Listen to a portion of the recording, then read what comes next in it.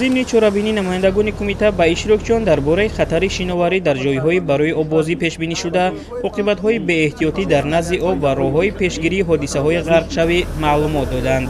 تأکید گردید که اکثر حادثه‌های ناخوش در نتیجه رعایت نکردن عادی‌ترین قاعده‌های بی‌خطری، از جمله شناوری در منطقه‌های خطرناک، بی‌نظارت کلانسالان به آب وارد شدن کودکان و نادیده گرفتن علامت‌های آگاه کننده رخ می‌دهند. از اول سال تا امروز در حدود جمهوری تاجیکستان در نتیجه رعایت نکردن قاعده‌های آببازی هنگام شناوری در کل دریاها 4 نفر شهروندان به هلاکت رسیدند. اینا وابسته از کم گردیدن شمار حادثه‌های غرقشوی متاسفانه در کل دریاها در موضع‌هایی که ممنوع هستند، در موضع‌هایی که آب‌های تیز جریان دارد، وابسته از گذراندن کارهای فهمدهی شهروندان بخصوص نابالغان در این موضع‌ها متاسفانه به شناوری مشغول می‌شوند که در نتیجه حادثه‌های مرگ‌آور به قید گرفته می‌شود. در حدود شهر دوشنبه و دیگر شهرها از جانب دسته‌های مخصوصی نجات‌دهی، گروه‌های مخصوصی غواصی مقرر گردیدند که شبانه روزی در این موضع‌ها یعنی بستی نوبتداری می‌برند.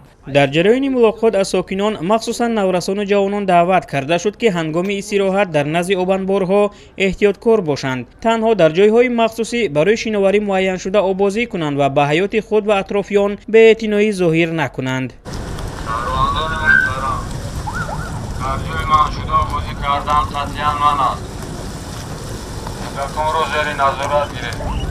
در ادامه چرابینی کارمندان کمیته مشق‌های تاکتیکی نجات‌دهی را برگزار نموده، عملیات شرطی نجات دادن شناوری را که در حالت غرق شوی قرار دارد به طور عملی نشان دادند. در رفت مشق‌ها اصول‌های رسانیدن کمک اولیه، استفاده واسطه‌های نجات‌دهی و ترتیب درست عمل کردن در حالت‌های فوق‌العاده شرح داده شدند. هدف از تشکیل این چرابینی‌ها بلند برداشتن فرهنگ بی‌خطری در جامعه، پیشگیری تلفات جانی و آماده نمودن شهروندان برای واکنش درست در حالت‌های اضطراری می باشد.